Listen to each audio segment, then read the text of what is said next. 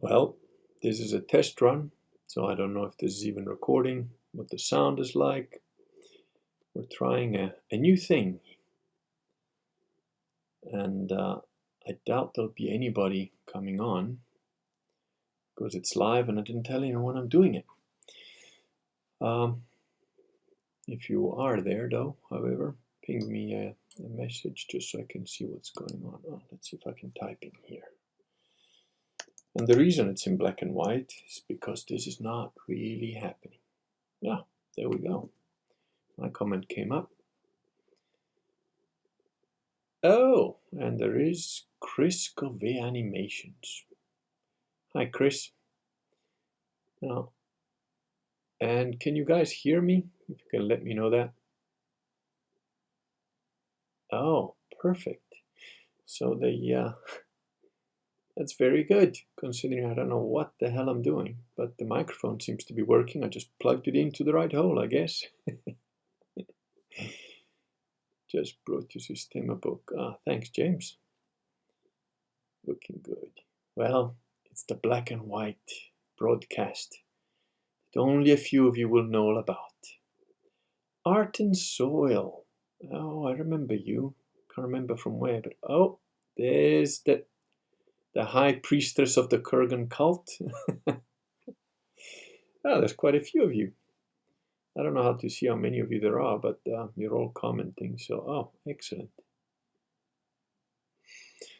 Well, I wasn't really planning for this to work out so well, so I guess what I was toying with just before I came on, and you guys can help me decide, was so some of you that are on Social Galactic will know and possibly remember that I had a little 2 months sort of spat with a guy, I think his name is Padre Gio, some supposedly Catholic deacon. And what's the best way to learn Greek? I want to understand the New Testament better. I have no idea, dude. I don't speak Greek. I speak a bunch of languages, but Greek wasn't one of them. In bolster. Well, okay, I don't know what that means.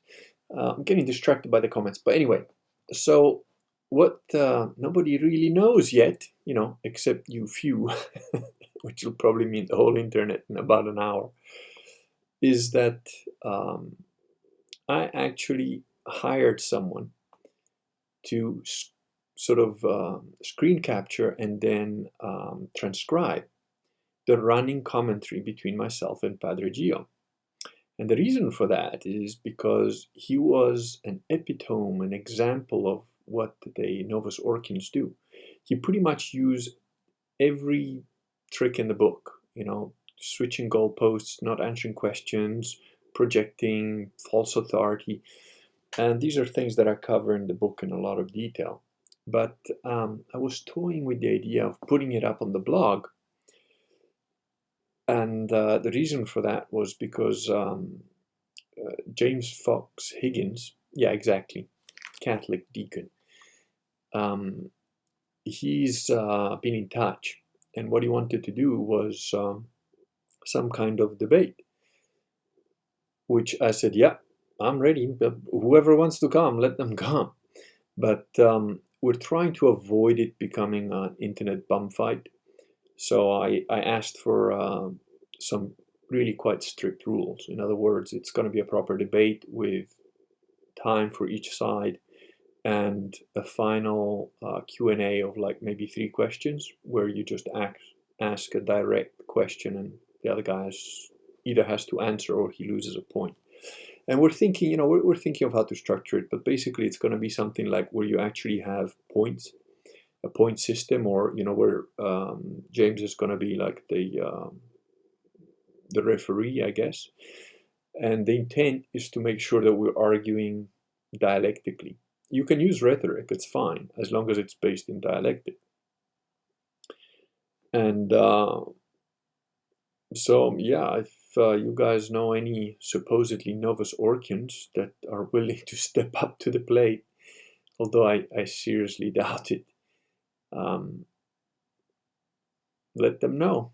they can have a live debate. Obviously, I still prefer the written form, but shortly I should have the book out quite in the next few weeks. It's just being final edited at the moment, and once that's out, to a certain extent, my formal writing of the debates will be done. Something that a lot of people don't really appreciate. That's the reason why I write the nonfiction books. Like The Face on Mars was because I used to know a lot about this stuff, and then people would argue with me, no, there's no such thing as a face on Mars. There's no. So I thought, you know what, screw it. I'm tired of having the same argument or the same conversation with people. And I wrote that 26 years ago, and it stood the test of time. There isn't a single thing in that book that's been refuted by anybody. And in fact, a lot of the things that I sort of predicted or assumed because I didn't have the information at the time have since been proven right. Similarly with Systema, it's like the age-old question that I'd get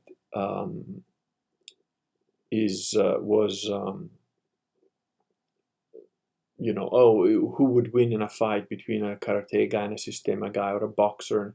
And, it's a pretty dumb question because there's so many variables and whatever. But having done many different martial arts over many years, I definitely, without a doubt, am absolutely certain that we have to speak about properly trained people, right? Because you can get all sorts of people that are complete morons, but you get that everywhere. What I'm saying is if you get a good practitioner of Systema against a good practitioner of karate, who have both trained, for a good, strong couple of years, the Systema guy will eat the karate guy's lunch every time, assuming everything else is the same. So same size, same strength, same speed, same age, same sort of thing. There's no doubt in my mind that if you put me fighting against me, with Systema, once I knew Systema and before I knew Systema, it's like beating a child, honestly. But a lot of people don't understand how that happens, so they can't believe it. That's not a bad thing. If you don't have a reference frame and a guy tells you, don't get me wrong, some of the stuff that those Russians guys did to me when I first went to train with them, if somebody had told me that someone could do that to me, I would have just laughed in their face. I would have thought they were outright lying to me. But when you're experiencing it on your own body, and especially in a martial art class, it's, you feel it. You can't really deny it, because when you wake up and you look in the mirror the next day, you got a black eye. So, yep, that definitely happened. So when you're doing that, it's difficult to deny reality. So the point of writing that book was to explain the underlying principles, the underlying physical, neurological, various things that are going on. And even then, some people have gotten reference base for what you're telling them, so it becomes difficult, which is why I also did the videos and so on. But in essence, the whole point of any of the nonfiction books I write is so that it's like, look, I'm done. There's the argument. You want to argue, take that to pieces. And I knew, people will criticize you. There's always going to be some idiot that says, oh, this is a lie, or it's just making shit up or whatever. But the Systema book, I literally only put things in that I'm 100% sure of, because I've done them. I've lived through them. I didn't put anything in there that I don't know or is fiction or, I don't know how to do or whatever. And again, nobody's been able to refute that in any way, shape or form. They did try to sort of ban the book. The official big Systema gurus were not impressed by the fact that I had written a book about it, mostly because for them it's a business, and for me, it's never been a business. Martial arts has never been a business for me at all. I never relied on any of the money that I made when I was teaching it. The money that I did make when I was teaching it was very, very little, and usually I just put it back into the club or the gym or to get guys who couldn't afford it, just let them come in or whatever. So this next book on deprivationism and the sort of exposing the Novos Orcos for what they are is a similar sort of thing. So I don't have to have the same argument online and whatever. Then of course the next problem is that when you tell somebody you know, they'll do all the appeals to authority, you know, the usual stuff. And you say, listen, I don't have to argue with you. I've written a 500+ page book. Go read that and argue that. And then they're like, oh, you're just trying to sell a book. No, I'm not just trying to sell a book. The thing is, the book is there.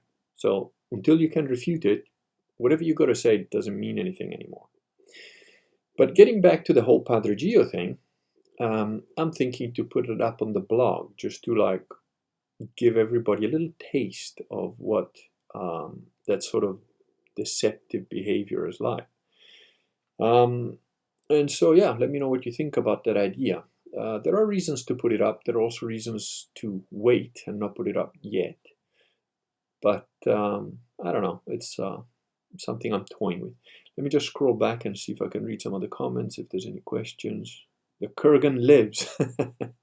I do indeed. What is the name of the book? I'm not going to divulge the name of the book until it's out. Believe is good. Well, it's written in the same style as Believe, and thank you for that very kind comment. Daniel Ennis, and I spelled his name wrong on Social Galactic. It's Eness. But he's the guy that wrote Safe Space as Rape Room for Castelia House blog. And it's a really good set of articles that he wrote on the blog. And because of it, he was nominated for the Hugos. And his nomination was not, you know, Tyrannosaurus Rex in space, butt raping people or whatever, like Chuck Tingle. It wasn't a Chuck Tingle entry, it was a real entry. And he very kindly read Believe and gave me a comment to put at the back. And he said, you know, he gave a really nice review. I can't remember all of it, but I do remember the bit where he says, in writing this book, he has given us something that role-playing games throughout the world have forgotten to include, the class of theologian berserker. So this new book is written pretty much in the same style because, you know, I write as I speak sort of thing. I am toying with making it a little bit cleaner, which, you know, I struggle with sometimes, but there is a passage which I sort of took from the blog, so there's a bit of swearing in it and whatever, which it's not always a bad thing, but I know it puts some people off. So I don't know. I'll have to think on that. Flat Mars. Flat Mars, how dare you? How dare you, Flat Mars? Dances with Logos, or Dilo, as we call you. Because no one has the balls to face someone who survived the slit throat. Very good. Yeah, mind you, some people have tried to do some things to me in real life too. I found the Systema training center 12 minutes from my house. Any good ways to know if it's legitimate? Go in there and see if they can kick your ass. It's James Erickson, that. Yeah, just, you know, it's not hard to find out somebody's good. If they can beat you up, they know more than you. When you can beat them up, then you know more than them. Right? It's really quite simple. Father Gio is he is the perfect example, indeed. I'm always happy to read, listen, watch, or play samples of media. Okay, I don't know what that means. And Alicia, the mistress of sound. Very good. Where do we go to see you for Plan B? I'm not sure what you... Oh, Plan B, when eventually I'll get thrown off YouTube, I'll be on BitChute. I've recorded, you know, I keep copies of all the videos that I upload. And I'm not sure how to do it with this one. So if one of you guys is some techie who wants to pump these onto BitChute for me, that would be great. Just like some awesome person, and I can't remember their name off the top of my head. I think it's the olive oil bear guy. He put a podcast version of all the YouTubes on some podcast place. So it's you know, that's really kind. And I have very little time. I've got a growing family, a pregnant wife, a day job, and I'm trying to write books and stuff and do the videos. So it's, if and when I get kicked off, it'll take some time to upload all the stuff to BitChute, but I'll just carry on BitChute as is. There's like 3 or 4 videos on BitChute at the moment, but they do take longer to upload there. And of quite frankly, I don't know how to do it from this live thing. This was supposed to be like a 10-second run, but then all you guys came in, and there's 44 of you now, so I feel a little bit duty-bound to stay on for this Twilight Zone episode in black and white. And I'm going to leave it in black and white because I like the look. Battle Magi, Theologian's Berserker. Yeah, Theologian Berserker. Daniel Ennis gave me that name, and it's quite a good one. What do I think about Muay Thai? Look, any martial art, a guy that's done it to a certain level, they sort of converge to a certain extent. Muay Thai is one of the ones that does converge better. So, for example, if you've done karate for a long, long time, and I did that for years. I was a second Dan black belt before I stopped and went to Sistema and whatever. Karate is a very hard style, and then the Sistema is a very soft style. So there are differences. And but when you get really good, I'm talking about the head of our style in Japan, who was that guy was a scary, scary guy. In Takushoko University, they kill a guy every few years, and he was the captain of the team when they killed this guy. Kind of a merciless guy, but technically, unreal ability. And the funny thing is that everybody was scared of him when we went to Japan. You know what? It's black and white. It's kind of memory. I'll tell you a little story that's kind of funny. So we went to Japan with the karate team that I was with, and there's probably 500 people in this huge auditorium. And the guy asks for 2 volunteers to have a fight, to have a dojo kumite, what they call a gym fight. Because he wants to show this new system that he's thinking, where it should be, in the old thing, there was like 3 points or 6 half points to win a match. And he wanted to reduce it down to like 1 point or 2 half points, because it should be like real proper techniques, and which resulted in a lot of injuries and stuff, because, people are going hard and whatever. And at that time, I was a brown belt still, which means they beat you up for a year, before you get the black belt. I had a bust foot, a sprained fingers on the other hand. I don't know. I didn't have a lot working for. Yeah, I had a sprained foot and a sprained hand or something. I don't know. But anyway, when he asked for 2 volunteers, I ran, because I thought, man, there's 500 people. I gotta, get there as quick as I can, because everybody's gonna want to get up there. And I got to the line. I was like, oh, cool, I made it. And then I wait and wait and wait. And then I realized, what the hell's going on? And then I realized the room, the feeling in the room was that sense of fear, if you guys watched Gladiator, that scene when they're about to enter the arena and they're all like chained together, and the one guy pisses himself and they're all scared. That's the feeling that was in that room. And it was a big room. You could hear a pin drop. There's 500 people sitting there in total silence. Eventually, this fucking German giant gets up, and he's literally about a foot taller than I am. Not much bigger than I am, not broader, same sort of build, but he's literally a foot taller than me. I'm like, okay, that's fine. And we bow, and the Japanese, this is the merciless guy, right, goes, Hajime, start. So we start, and I go in quick and fast, and I know what I'm good at, but, I'm not doing it to hurt the guy. I'm there to do the correct technique, which is supposed to stop, just as you touch his face and so on. And I go in there as quick as I can, and I kick him and punch, and he blocks my kick with a knee, which, it's legal. It's not like he's doing anything illegal. But generally, you didn't do that in training, because you break the guy's foot. And he blocked it with a knee, and, my foot crunched. But he tried to punch me in the face, and thank God I've got quick reflexes, because his elbow just went past my ear. I just dodged, and his elbow was literally past my ear. I thought, shit, if this guy hit me, it took my head off. The Japanese guy goes, stop, yame. So we go back to the line. I look at my foot, and it's already swelling up and blue, it's broken.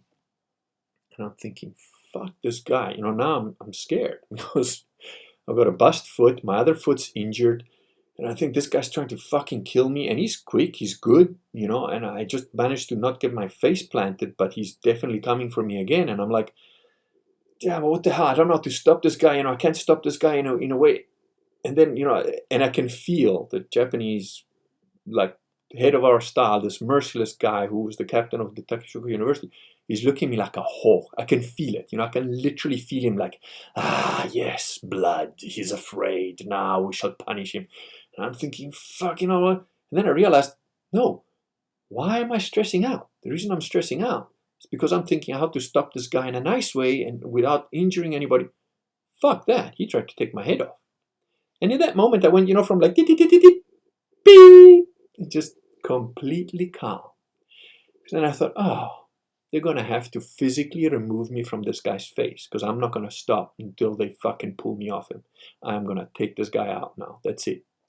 And I just wait and wait and wait. I'm waiting for the hajime because now I'm ready. I'm like, to the point where I look at the merciless guy and now I'm pissed off because I'm like, hey, come on. Me, a little brown belt, telling you, come on, hurry up, dude. I want to fuck this guy up. But the thing is that the Japanese guy can feel it. At that level, you're pretty much telepathic. And he was like, oh, no, I think now it's enough. Yeah, it's okay. You can sit. He did that to me twice in that whole thing. And, the reason I was telling you that is because at that level, when you're ready to roll properly, all the techniques of karate don't come into it anymore. Like, for example, when I went for my second dan or whatever, everybody had 2 or 3 fights. They made me have 7 because if you're good or if you're bad, they beat you. The nail that sticks out gets hammered. But in the last fight, I was tired. I mean, everybody else had 2 or 3 fights. I had more than double. And this guy was also tired. The guy was fighting. He grabbed me and he just pulled me, and he was much heavier than me. And I went to it. I didn't, nobody teaches you this. I just rolled over him and get up and bam, and I finished him off, and that's it. Nobody teaches you how to do that. But the thing is, if you've done enough fighting, enough stuff, you will achieve a level of what in Sistema gets trained from the beginning. I still think a Sistema guy will generally have the advantage. And if you look at the training of Fedor Emelianenko, the guy they call the Emperor, who was basically undefeated until Verdun, that Brazilian guy got him in a triangle headlock.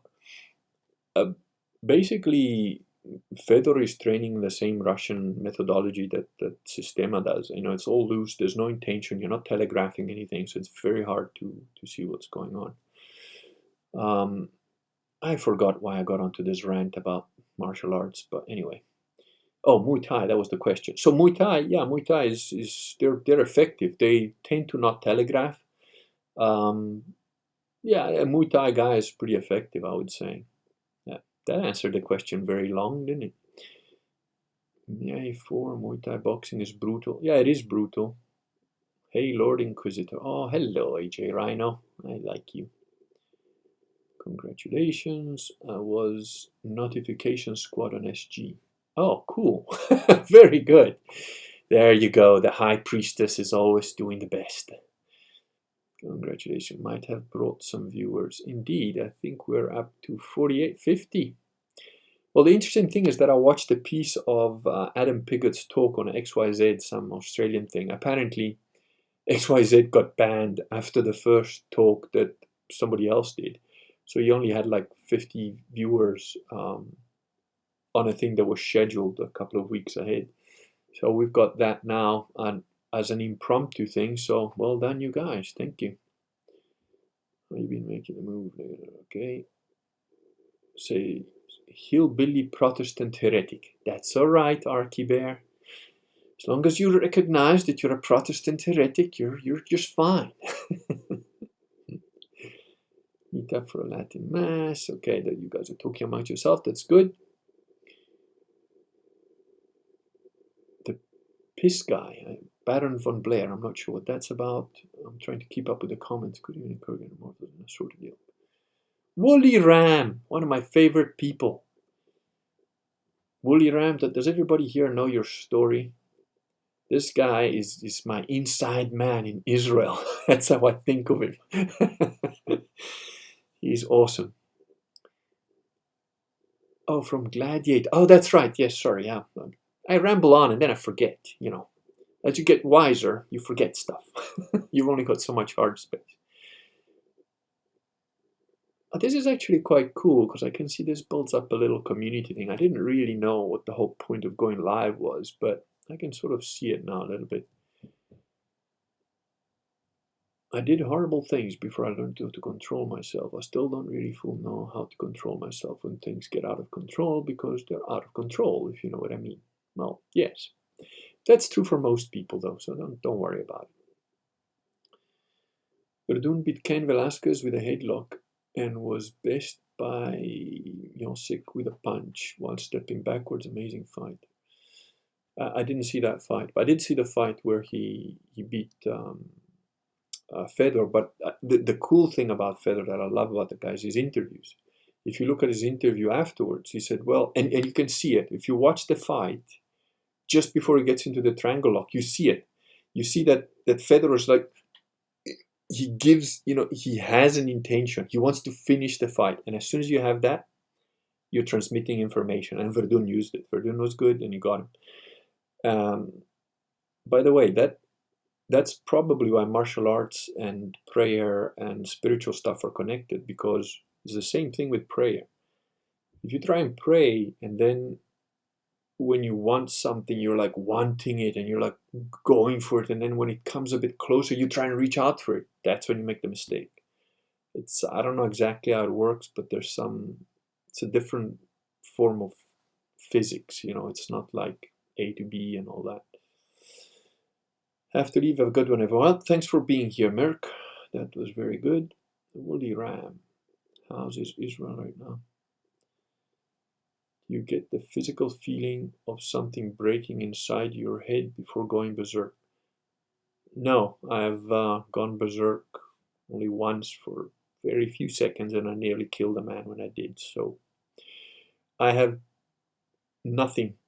It's the only time in my life where I actually have a memory gap. There's like, I remember stepping forward, blocking, punching, and then I've got the next, beep, when I come back. And there's just blood spraying everywhere, and I'm punching this guy's face 20, 30 times while I'm swearing at him. That was a fight that happened some years ago. I was attacked for really no reason, but anyway. How often will you do these streams? They're quite fun. Oh, I'm quite enjoying it myself. So I think my problem is just time. So if you guys end up buying my books by the pallet load, then I can stop all the other bits I'm trying to do to live and feed my kids. Great, I'll do them every day. That's the same thing with women too. The same thing with women too. Yeah, it is. It kind of is. Philip Sola. Yeah, you kind of got it. Yep, that's right. Bearden agrees. God answers the prayers in the affirmative when the requests are no longer lusts. Yeah, that's a very good description. That is a very good way of putting it. When you aren't grabbing for it. Yep, the grabbling is what kills you. And here's Woolly Ram. Woolly Ram is awesome. I wish I could just switch to him and let him talk for a bit. He was raised Jewish Orthodox, became a mere Christian a year ago. The Kurgan's book, Believe, convinced me of the Catholic Sede position. This is a rarity. He's the rarest of men. Woolly Ram is a person who can change his mind on the basis of facts alone. He is one of the few. Honest to God, there are very few people like him on the planet. So, highest respect to you, sir. Finished Face on Mars. Oh, very few people give me feedback these days on Face on Mars. I used to get tons of mail on it, but I guess everybody's now, as good old Werner von Braun told us, we've passed the what do you call it, nations of concern, the terrorist nations. We're now in the asteroids. Asteroids are the next fake thing, and then alien invasion. But they might kind of skip the asteroids. Have you noticed they've released a whole bunch of UFO stuff from the Pentagon and things? And people are just like, yeah, whatever. Because, they've reduced the average attention span to that of a fruit fly on cocaine. And then they've gone on and essentially released a whole bunch of stuff that nobody even has the mind power left to study or look into. So yeah, it's But so with the face on Mars, yeah, I'm absolutely convinced the face is artificial, and so is Mark Carlotto, who, if Mark Carlotto says it's artificial. You can pretty much put your hand on the fire on it. What percentage do you think Tom Bearden's stuff is real? I'm tempted to say all of it, but I haven't read all of his books. Tom Bearden wrote, and I can't find it on the internet anymore, but I do have it printed out somewhere, and I just don't have the time to scan it or whatever. But he wrote a document which I read more than 20 years ago, which for the first time made me actually understand how electricity works. Because what they teach you in high school doesn't make sense. Like voltage is a potential, but it's also a motive force. It's just like bullshit. And what he goes on to explain, what Tom Bearden explains, is that the reason that electricity and physics doesn't quite make sense is because the guy who essentially made Maxwell's equations work, and I forgot his name, was also a Scottish guy, I think. He was like a maths genius, but he basically simplified things so that it could be used more easily. But he took out what Tom Bearden calls the scalar element. So while you have an electromagnetic wave doing something in the physical world, it's also affecting things in a plane of existence that we don't really interact with, but that nevertheless can pop out again at a distance. And a really interesting theory of this, which I think has merit, is the one of Joseph Farrell, who wrote the books the Giza Death Star. He reckons that the Giza Plateau pyramids were essentially a weapon to redirect scalar energy and make it appear at different locations, and you could theoretically use that to blow up an entire planet. Sounds a bit complicated, and I don't know that he's right, but because there's easy ways to destroy a planet, which is what they did to Mars. You just use a rock, 30-kilometer rock, traveling at 30 k's a second. That's a weapon. That'll wipe out the entire United States if it hits in the right spot. So Thomas Bearden's stuff is very, very real. He's written a book that has got a circuit in it, which I gave away to a friend who was an electrical engineer. So you can build your own over-unity device if you buy that book. If you Google Thomas Bearden, I think his site is still up and he still sells that book. It's got like lightning on the front, I think. I spoke to Thomas Bearden over 20-something years ago. He's a nice guy. I don't think he's lying at all. Maybe he's wrong about certain things, but I certainly couldn't find any fault in anything that he wrote. Blacking out when angry is scary. Oh, I didn't black out. I mean, I was definitely moving and doing shit, but how exactly I went from flattening that guy's nose and kicking him in the stomach to having him in a headlock and spraying his face all over the place, no idea. And the foot that I kicked him with, the boot, I had a boot on, it was work boots. The boot was found 20 meters behind me over the wall and inside so I don't know how fast I kicked the guy or what the hell I did. Honest to God, I have no idea. If I was rich, I would definitely buy them and leave them at every Catholic church within a 200. Oh yes, that. By the way, that's a really good strategy, to give the book to people, or to just leave it somewhere. It's I've had people email me telling me they've done that with Believe. I can't remember who it was, but somebody left like 10 copies in a church, and he saw people picking it up and just walking off with it. So yeah, it's. I mean, this one is going to be a little bit more expensive because it's over 500 pages, so it's going to be pretty much a doorstop. It will have, I've gone through every single one of the Vatican II documents, not exhaustively, but enough to at least point out some of the obvious heresy in every one of the documents, except for Inter Mirifica, which technically doesn't have heresy directly in it, but it's heretical in context, if you know what I mean. But anyway, it must have been tough. What amazing! That must have been a tough road. Oh yeah, Woolly Ram is the bomb. New Catholic. If the church has Bergoglio hanging on the wall, is it a no-go? Pretty much, yeah.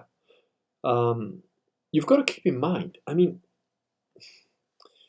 that Laramie Hirsch guy, which I didn't know. I mean, I posted a little thing about him on Social Galactic, but I didn't know that Anne Barnhart had boosted him. So Anne Barnhart has boosted Lamory Hirsch, this blog about, oh, he's changed his mind and now he thinks Ratzinger's the Pope. That guy's a fucking moron, and I've run into him on a personal level for a good few months. And later he put another blog post, and he just completely tries to dodge the sedevacantist position. And he is obsessed with kissing Bergoglio's ring. He literally is obsessed with kissing Bergoglio's ring. He even puts it in his latest blog post, because he's got this superstitious nonsense thinking that if he kisses the Pope's ring, he gets 300 days of indulgences.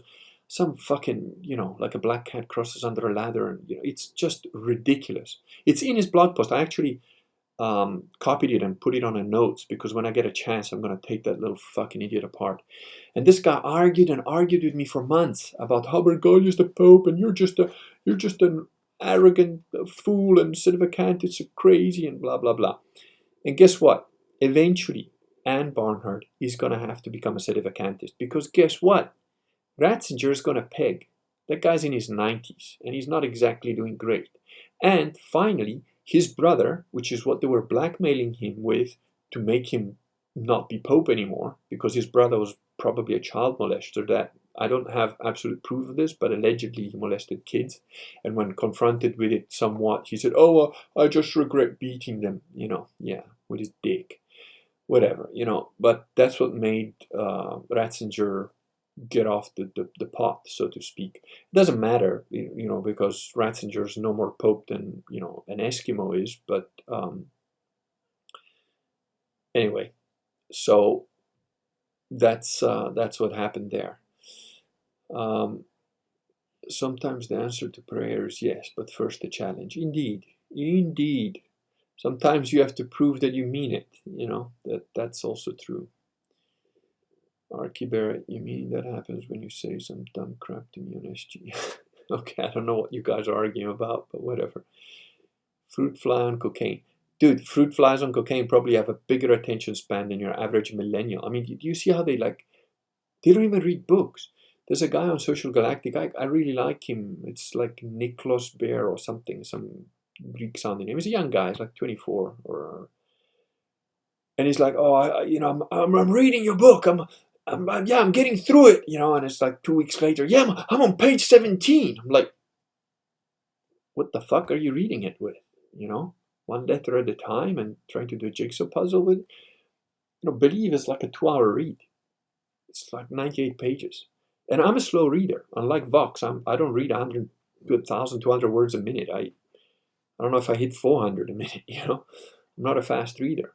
But anyway, yeah, attention spans have definitely dropped. But it's all been engineered that way, like your phone distracts you every minute. Like I'm talking to you guys and a message pops up and now I'm distracted by that and I look at that.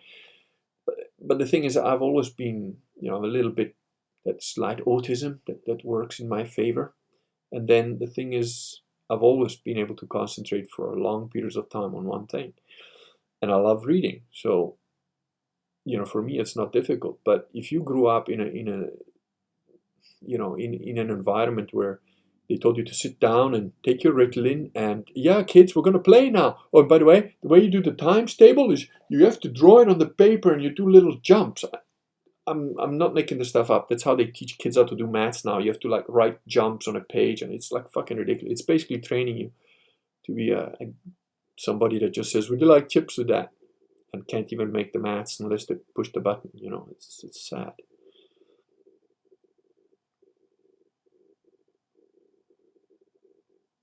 Scalar weaponry sounds fascinating. It is fascinating, and I believe it's absolutely real. The reason that I know that scalar weaponry is real is because I know that anti-gravity is real. Now, the only way that you can create gravity fields and anti-gravity fields and wormholes, there was a book that I read many years ago, quite a good book. It's called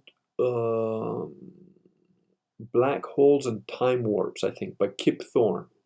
It's a good book, except for the last bit where he says that you can use wormholes to time travel. That's bullshit. But and he screws up on the maths because he's a mathematician and he does all the maths right. But when you get an infinity symbol in maths, The Western guys don't know what to do with that. Anyway, in that book, it described the fact that if you had to try and create a wormhole that's about 1 meter in diameter, so that's just, something like that size, you would need to use the entire mass of a planet like Jupiter and convert it at 100% efficiency into energy, just to do that. Now, keep in mind that when I say convert it to energy, I mean using Einstein's E equals mc squared equation. Now, Einstein's mc squared equation, 1 gram of matter, which is probably like the little bit that's sticking out of this nib. There, I'll put it where you can see it. Just a bit that's sticking out, not the whole nib, just that little bit. It's probably 1 gram. That 1 gram, if you convert that to energy completely, and energy that is usable for the human body, you can feed 25,000 people for a year. Now, you have to convert the whole of Jupiter into raw energy to keep a wormhole of 1 meter open. And that is related to anti-gravity machines, because anti-gravity machines, I believe, are able to create wormholes. Now, how the hell do they do that? Well, there's something called zero-point energy. What you think is vacuum is not vacuum. There's actually trillions and billions of little protons, photons, and everything bubbling in and out of existence. We're basically like a fish that's in the ocean. And some guy says to you, "Where's all the water?" And you're like, "What? I don't know what the hell you're talking about." You're a fish. You don't even know that you're in water.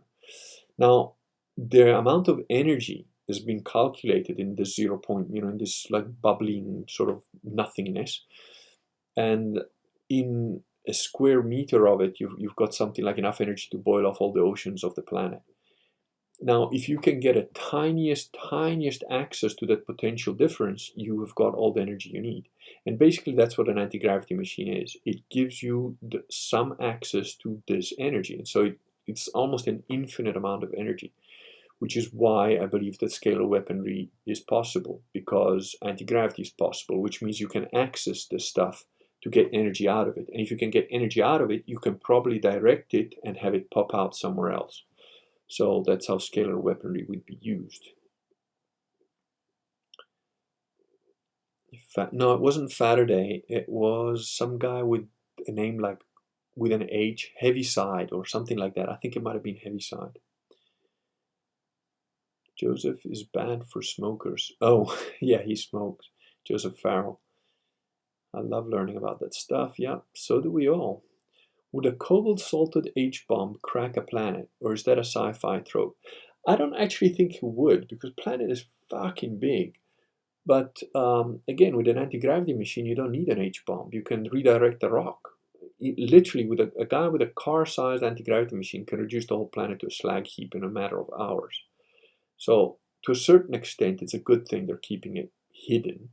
On another side, I'm really pissed off, because I'm one of the people that wouldn't blow up the planet and would just go out there and find new cool planets. And, sexy blue aliens, I guess, are kind of out now that I'm married, but still look, And, it would be cool to just be able to fly around everywhere. Blinking out in this case means having no memory of events and not having a conscious control of yourself.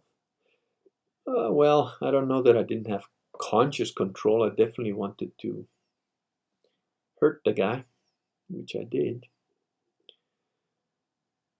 Cobalt is delicious with arsenic. Orcus kissing Sauron's ring. Indeed, Orcus kissing Sauron's ring. And I'm not sure he's talking about the one on the hand either.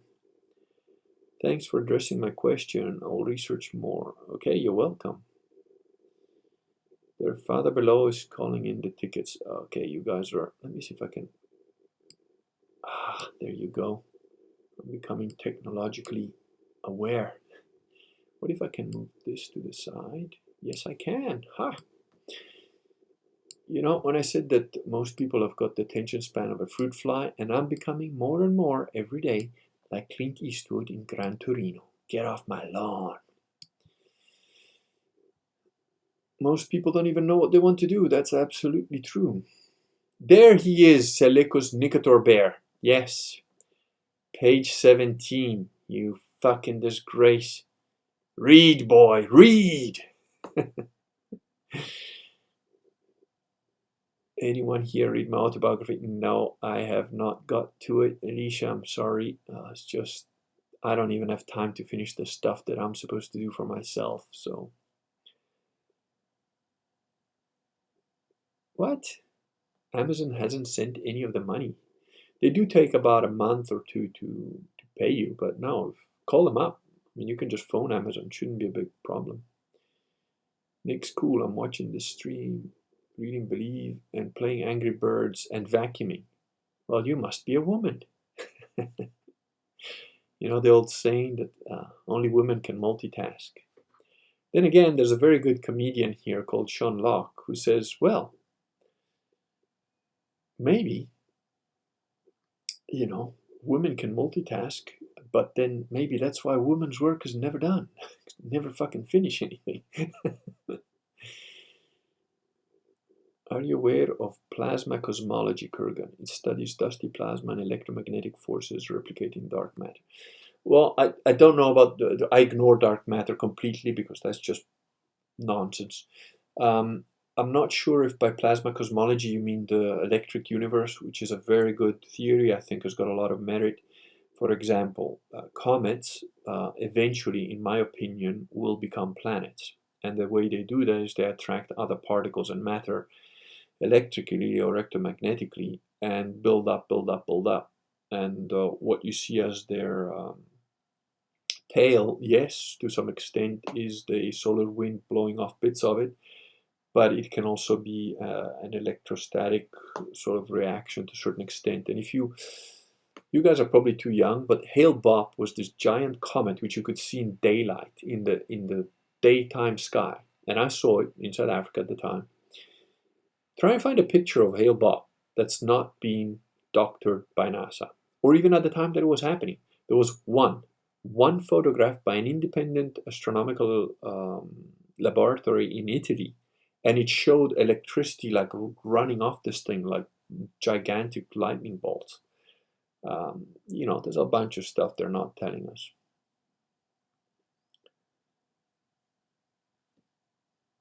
Happy read bullet stopping tomes. Yep, nowadays a 300-page book is a burden.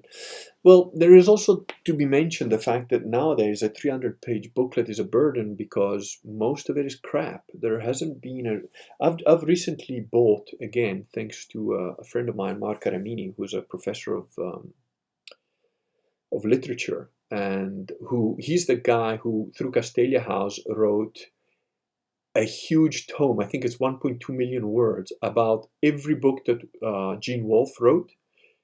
He wrote a dissertation on each one of them. I mean, it's a ridiculous exercise. But anyway, so I bought again Soldier of the Mist because it's one of my favorite books. And I started reading it. The other problem that I've got is time. I enjoy that book. It's great. It's awesome. But it's like the Iliad. I need to be on a beach alone by myself for a month, and then I can truly enjoy that book because I'm reading it, and then I need to do something with one of the kids, or the wife calls, or work, or it's just you don't want to read a book like that. And if I've got any time left over, I'm doing this, or I'm correcting the book, or I'm writing another one. So Infinity and zero are the same. Well, I don't know about that, but coronavirus vaccine will be a scalar weapon. 1 gram is about a skittle. I don't know what a skittle is, so for the Americans in the chat. Oh, all right. Yeah, a gram is a very tiny amount. I did show a little bit of plastic pen. Stephen D. Kelly was working on a solid-state laser scalar weapon until supposedly the Bilderbergers got wind of it and threatened him to make him stop. That's quite possible. Didymus, why do I remember your name? I came in late and unfortunately have to leave early. I'll have to go back and watch from the beginning for the saxophone intro. No, there was no saxophone intro, but I didn't even expect to be talking to you guys. And I'm going on now for, I don't know, 50 minutes already. Wow. Time flies when you're having fun. Is that all, Oliver? Okay. Oliver Heaviside. Thank you, James. That's the guy. That is the guy. So in a way, he was like kind of a good guy and trying to do a good thing. But in another way, Oliver Heaviside screwed us all up. But who knows? Maybe without him, we wouldn't have electricity. Maybe we'd be better off. Maybe without him, we would be a lot better off. Who knows? Gravity-powered interstellar missionary cathedrals. Well, if you go to that website that has quite a lot of cool information on the About page, canon188.com, their banner image is like a crusading spaceship. It's awesome. I love that picture. Chili Bear, how are you? Sorry, I'm only catching up on you guys. Are faster than unlike Vox. I'm not a speed reader. I mean, I can speed read, but I like to take my time. Jay Brady, I remember that name too. Listen, Peterson. Listen, Peterson. Is it okay to go to Vatican II Mass? No, it's not. It's an invalid Mass. It's essentially sacrilegious, and it's performed by people who are not valid priests. You'll make a great American one day with your non-reading self, Archibertus Selectus. Yeah, I mean, I don't know if Selectus Bear is of Greek origin, or I think he told me, I can't remember. I think he lives in Switzerland anyways. That's right. James Erickson is educating us now. Oliver Heaviside employed his vector calculus to synthesize Maxwell over 20 equations into the 4 recognizable ones which modern physicists use. That's true. Now, I would love to get Maxwell's original equations unedited, and then I would really love to have the time to learn to understand what the hell he was saying and how he came up with them. It's pretty involved maths, beyond me at the moment. Probably wasn't beyond me when I was studying engineering, but you know, I've been doing other stuff for the last 30 years or so. UFO, inertial mass reduction device, patented in 2016. Yep. There's several. There's another guy that Bearden talks about that does over unity devices.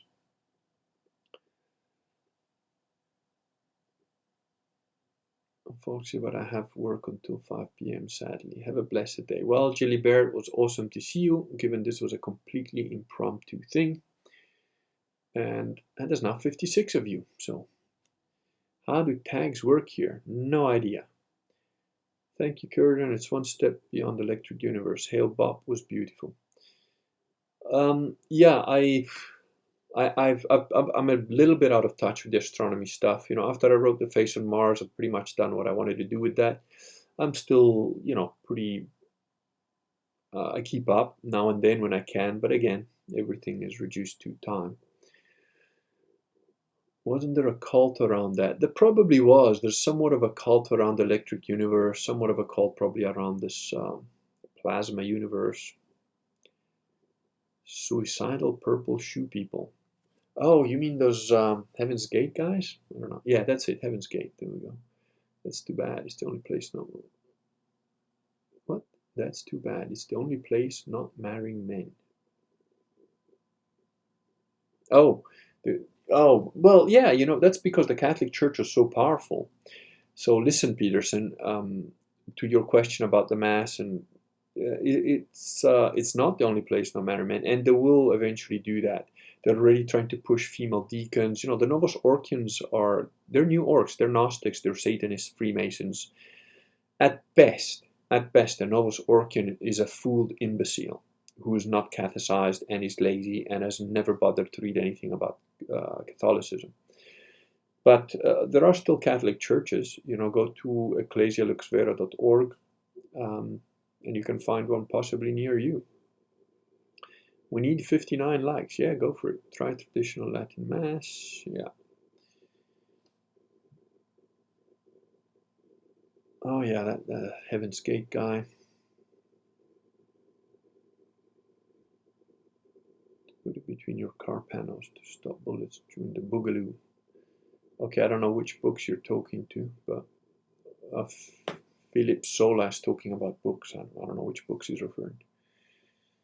Gene Wolfe was a very weird reading experience, but he whetted my appetite for eon-long sci-fi.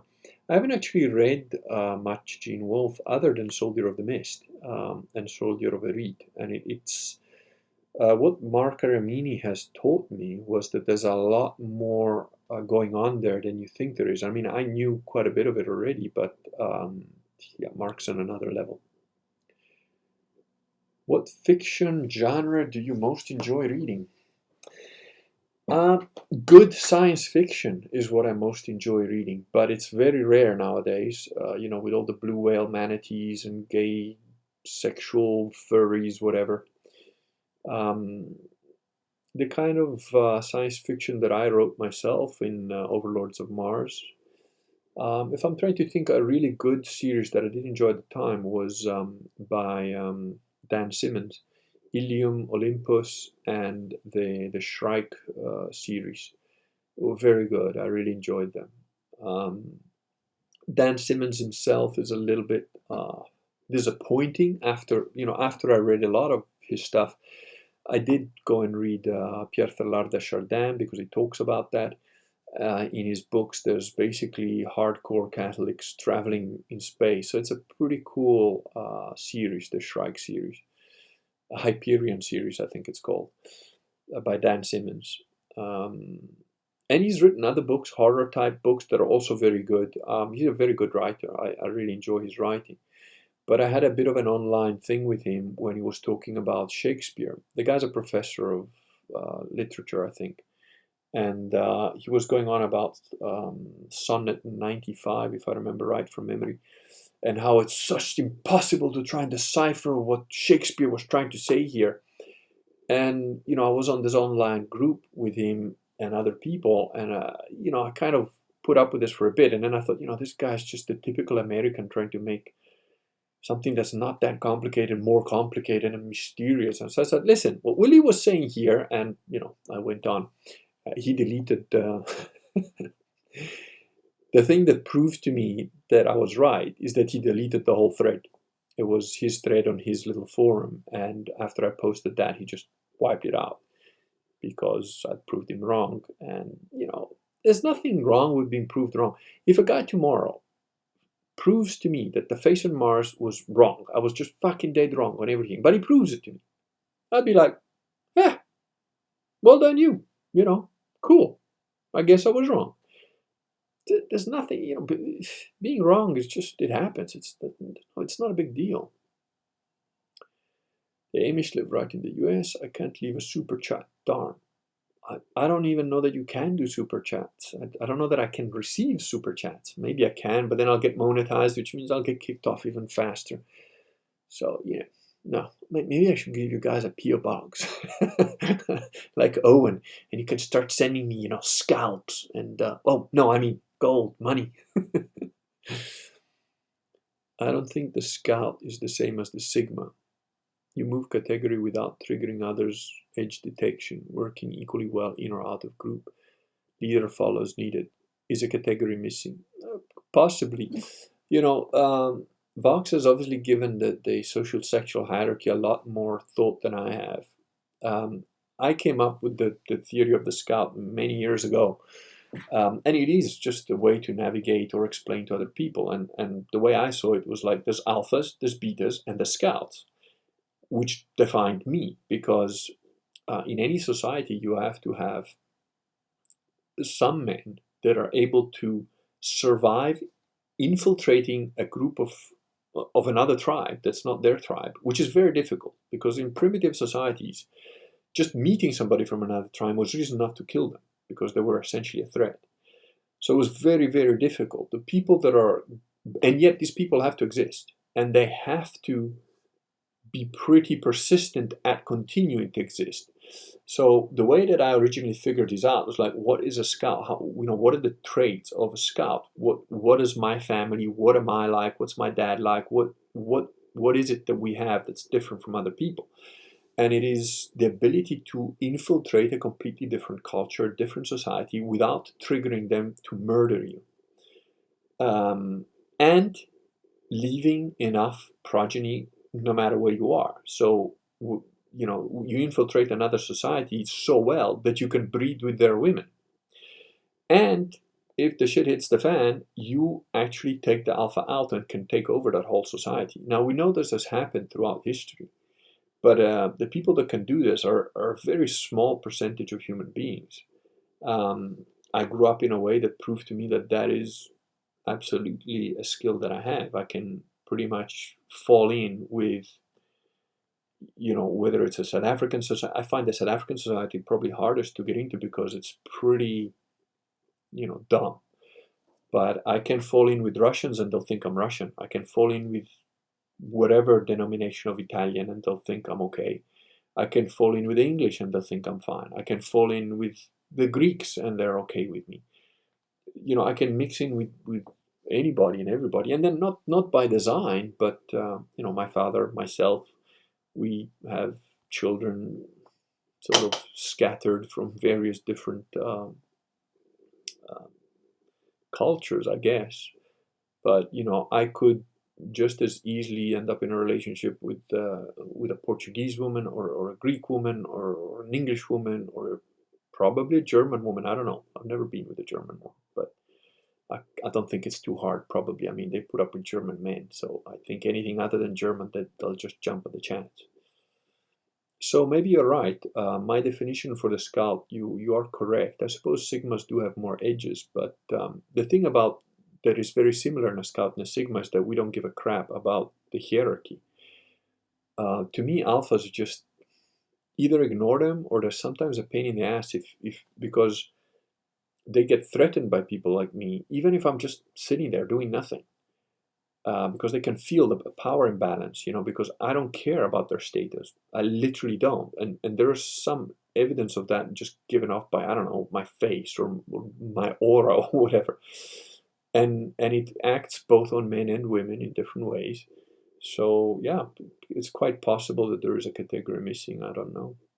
Good question, though. Interesting to think about. I never give that stuff a lot of thought because in my mind, again, the alpha was just a guy who's kind of dangerous. You have to know about alphas because they can be dangerous. They can set the whole class on you. They can set the whole tribe on you. They've got power, so they're powerful individuals, generally speaking, in a social context. So they can be dangerous. Taking out an alpha is not something that bothers me, but it takes more effort. Betas are irrelevant, and there can be any number of categories of betas. I don't care if it's a gay guy, if it's a guy who's just good at making shoes and that's how he survives, if it's a guy that's just not good with women but he's a good follower. I don't care. A beta is not a threat to me, so it's like whatever. He'll fall in whatever rank, and I can get on with him or use him or be friends with him, depending on on what his skill level is, on what his intelligence is like, and so on. And alpha is more of like, he's one of those guys. I find alphas kind of a little bit pathetic, frankly, because they're so interested in their status, and it's a real thing, And if you collapse an alpha status, it hurts them, It really causes them an issue. They become unhappy, They need the fuel of the adoration of others, which I'm quite happy being completely ignored by others. If they just leave me alone, I'm very happy with that. Having said that, I'm here talking about this stuff because, well, somebody has to, and I guess I'm it. But again, I'm doing it very much on my terms. You'll notice, despite having gone over a year, I'm hovering just below the 2,000 mark. I think that's kind of a limit. I don't know if it's been grabbled or what, but I know for a fact that I don't hesitate to completely ban people. No warning, nothing. They just make a stupid comment that's like, yeah, go, I don't need you. I don't need you. And I'm pretty offensive, to certain questions or whatever. I tell the guy you're a moron because if it's something I've already spoken about, I've written 2 books about it or whatever, and you still ask me the same question, like, bugger off. I don't need to talk to you. So I'm certainly not looking to have a huge tribe of people. But the cool thing is, I've got one of the channels on the internet that's probably got some of the best YouTube comments ever, because I simply ban the people that and it's not about being an echo chamber. I've got people that disagree with me on my comments. It's fine. You can disagree with me as long as you've gone through the stuff, not repeating something that's been talked about 15 times, and you make a valid point, then fine. I got no issue with that. So I know your spiritual marriage must be a beast to deal with at times. Okay, let's try and help our young millennials, Selecus Nicator Bear. I have a lot of books I want to read. Can't focus on the letters after a page or two. Sometimes I get 10 in one go, but 5 a day is a lot for me. School was hell for me. If you've got the Systema book, you should be able to go and watch the Systema videos because there's a code in there. Go and watch how to do push-ups.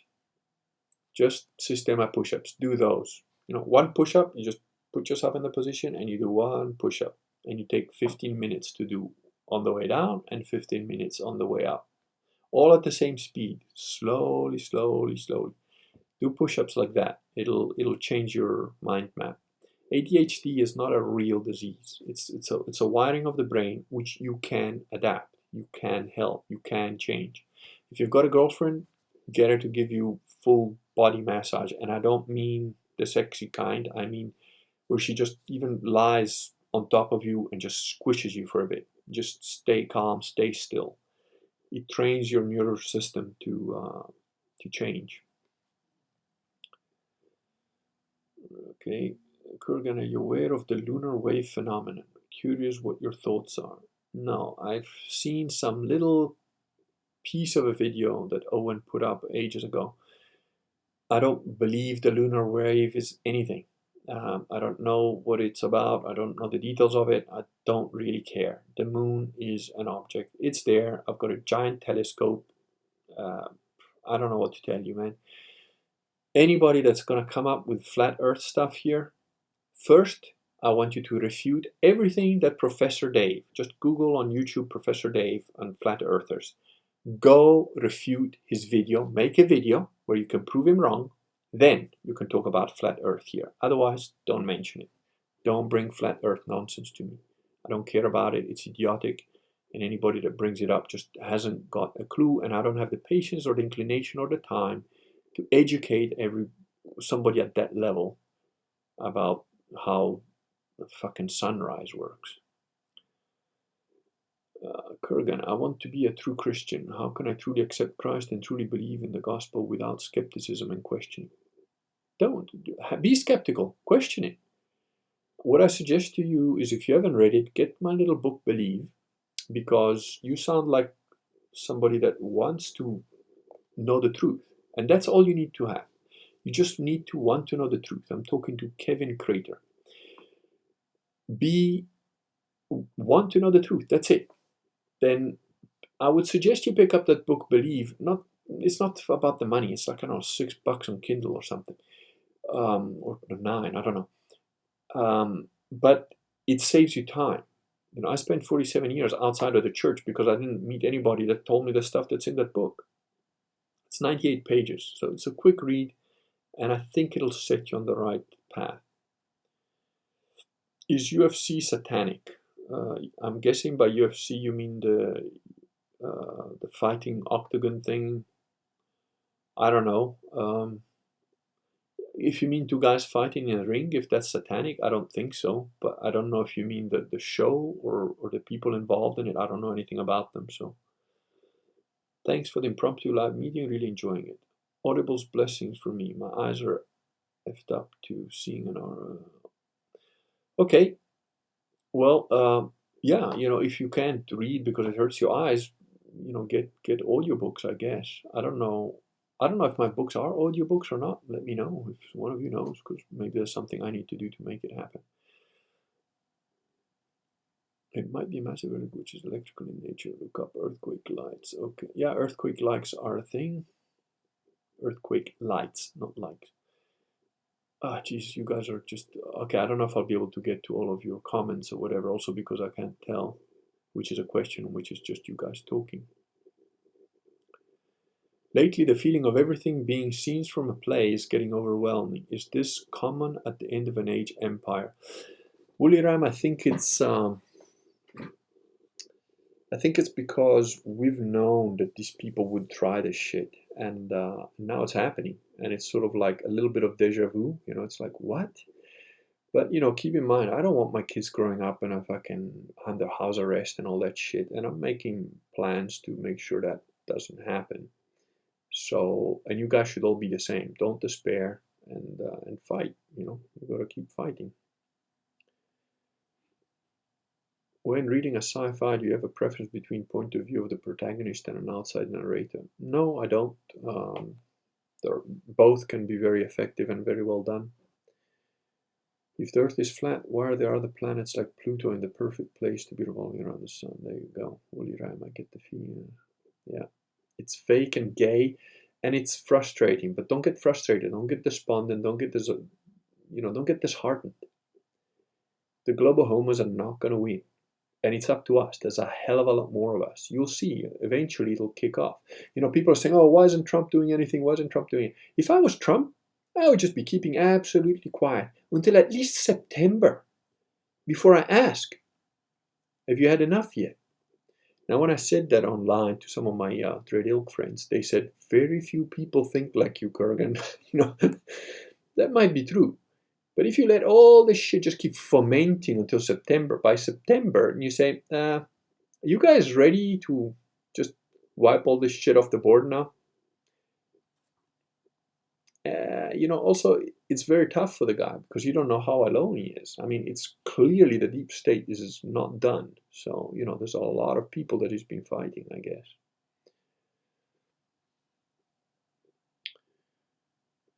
Okay. Scout sounds like a more affable Sigma. Maybe. I've had a strange upbringing. I've had to adapt many, many, many things very quickly in many different contexts. So I think, though, there is some genetic elements of it. I mean, my family line, which I've been investigating a little bit here and there, for the last 800 years, we've all had the same sort of, travel the world, kick ass, take names, take over stuff, and then do it all over again and move on to somewhere else. So it's in Bernal Diaz's Conquests of New Spain, the first American Indians that encounter Spanish explorers immediately try to kill them without even bothering to talk. Yeah, that's what I said. Primitive societies will try and you're a threat. You're basically a threat. So a scout is a guy that manages to survive that sort of encounter and then become part of the tribe and then breed with some woman in the tribe. They're pretty unusual people. Indeed, when you aim for the king, you best not miss.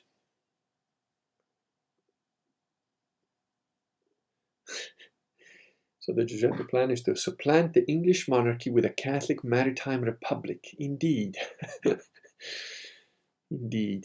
If I'd stayed in Venice, I would have to actually seriously be making plans to make it independent again. And I think I'd be having some measure of impact, not necessarily success, but I would definitely be having an impact.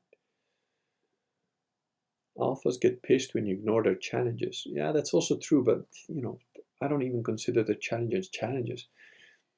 I've had the stupidity of these people. I had an American kid, to give you an idea, who wanted to be an alpha in our high school in Africa, and I was known as a kind of a weird guy because I would just mind my own business, play with my friends or whatever, and then. But if somebody pissed me off, I'd be like, "Hey, just leave me alone, dude. Just fuck off." And because I wasn't aggressive right away, that they'd keep pushing it, and then there'd be a fight, and then they'd be like, so I got this reputation that like, oh, this guy is, just leave him alone.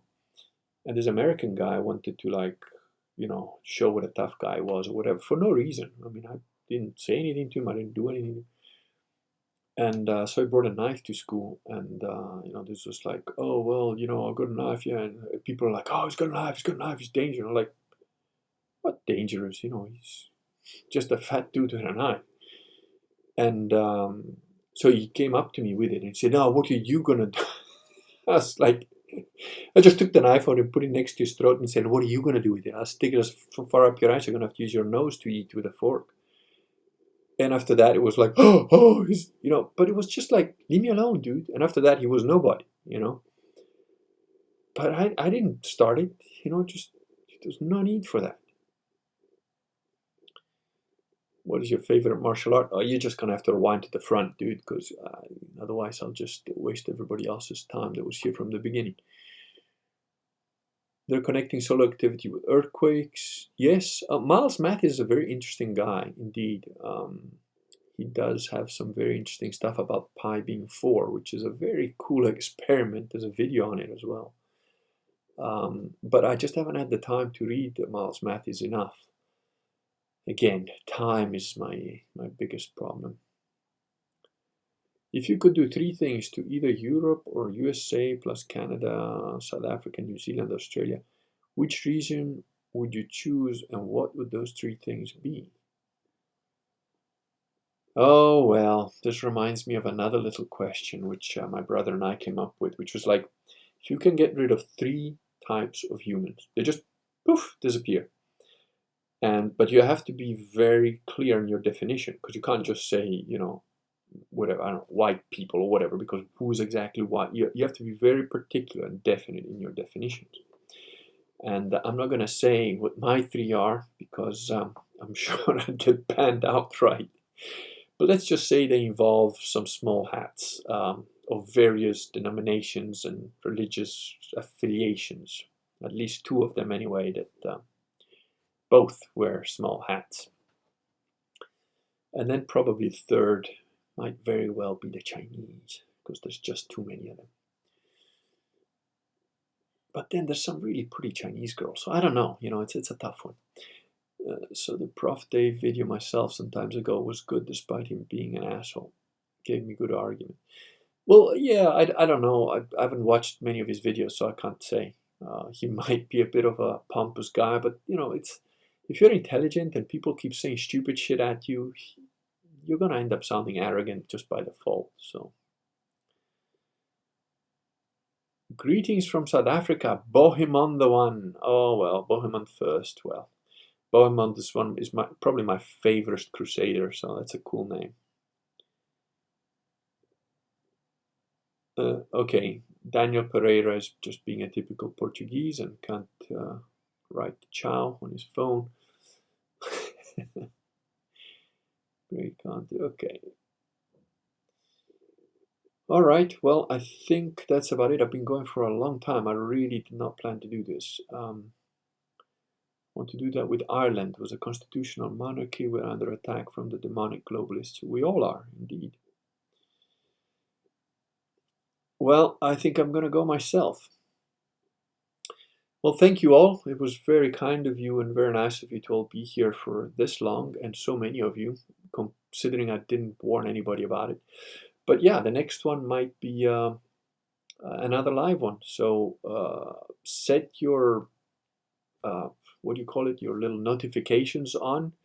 I don't really know how to tell you when I'm going to be coming on, so I hope you you figure that out yourself, how to get notified when I come on, and then just pop in. Well, thank you all and have a good night. Now let's see if I can find the off button. Ah, finish. There we go. Good night.